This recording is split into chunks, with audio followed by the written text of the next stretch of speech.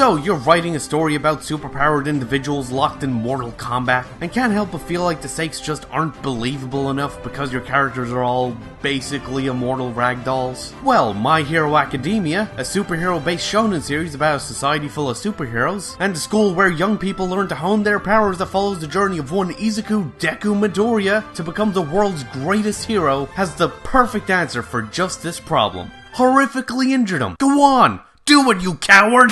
Okay, it's not specifically about injuring your characters, it's about limiting them in some way. It just so happens that physical injuries are a very easy way of achieving this. Take the show's protagonist, for example. Though initially being born without powers, known as Quirks, because of his outstanding bravery and sheer determination, he's gifted with one of the most powerful quirks in history. One for All, a power that lets him tap into a well of energy that amplifies one's physical and quirk-based strengths to unimaginable extremes. By the world's #1 hero, All Might. With this power, it would have been easy for Deku to achieve his lifelong dream if not for one simple problem. His body can't handle it. Though he's slowly been learning how to control this power, he can only safely use a few % of it. Time and time again we're reminded that Deku is not invincible, and can easily get hurt if he's not careful. And it's not just his own powers he has to be wary of, as the villains he faces like Muscular can do just as much damage.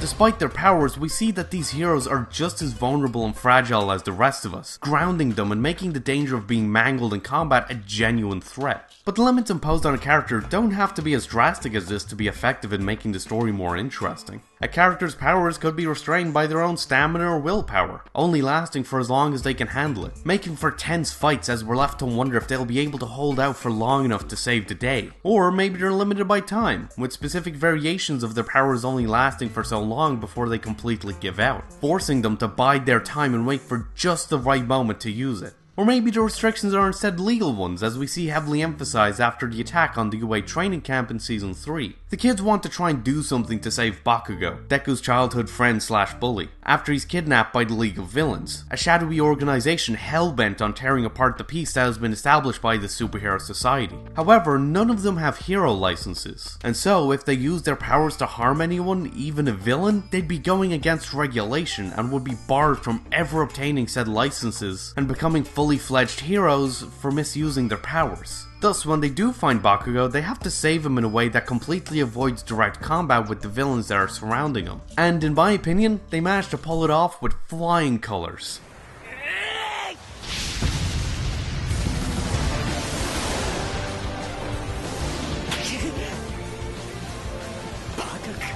Pun intended.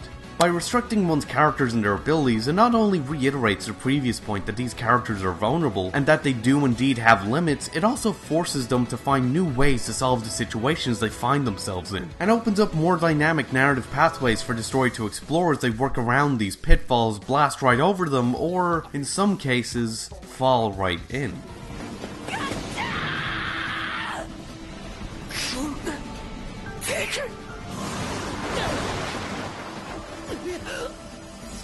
I find it fitting that I be talking about characters being broken in regards to Season 3 of Hero Aka, as I feel that's what this current season is about. Though Deku may have been able to reach deep inside himself and push his powers and body well beyond the breaking point to save Kota, a young child with a grudge against this world's hero-based society, it both shatters his arms and, as shown, stops him from being able to reach out and save Bakugo. He's been warned about how his powers at full strength destroy him and leave him unable to save anyone, a warning that has come to fruition. Even worse is the effect this particular event has had on his arms, which, according to his doctor, he may end up losing the use of if he keeps pushing himself to such extremes. The situations that Deku puts himself in, though done with noble intent, also put a tremendous emotional strain on his friends and family. With his mother on the verge of a breakdown after his run-in with the hero killer Stain, and after deciding to put his life in danger again just after coming out of the hospital, well...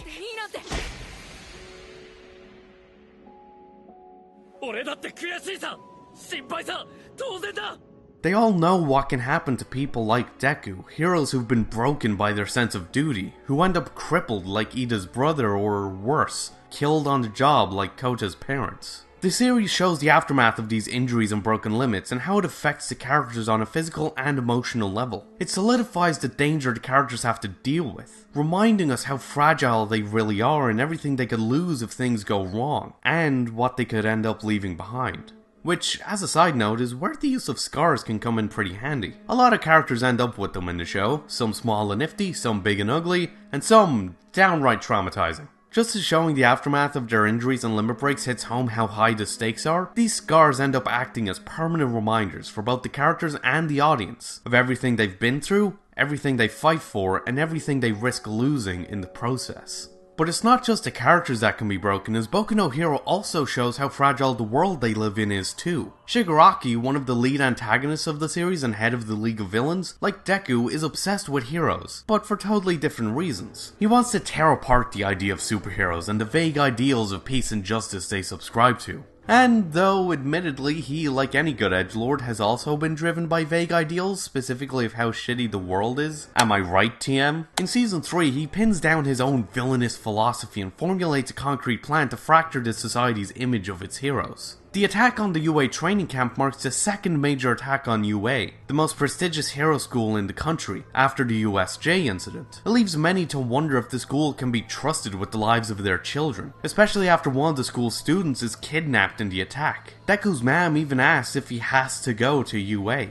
The media heavily criticizes the school, and in the streets we hear people denouncing them, and modern heroes as being weak. Shigaraki's plan has pushed society's faith in heroism to its limit, and we see the cracks start to form, shifting public perception of this establishment to something less than favorable. The basic idea behind breaking a character in a story can also be applied to its world as well, to show that even the society in which these characters live has its tipping point. Which brings me to All Might, who is kind of the perfect embodiment of everything I've talked about. He is the Superman of this world, an indestructible symbol of peace. But because of a horrific injury he received in one particular battle, his powers have been limited, forcing him to be careful with his time and energy to work as efficiently and effectively as he can, making each of his fights and even his public appearances tense, leaving you to wonder if he'll be able to keep it together long enough to keep his secret. It's part of why he chose to give Deku One for All, so that he could one day take his place as the symbol of peace. And after using the last of his power defeating All for One, the true big bad of the series, that's exactly what he is forced to do.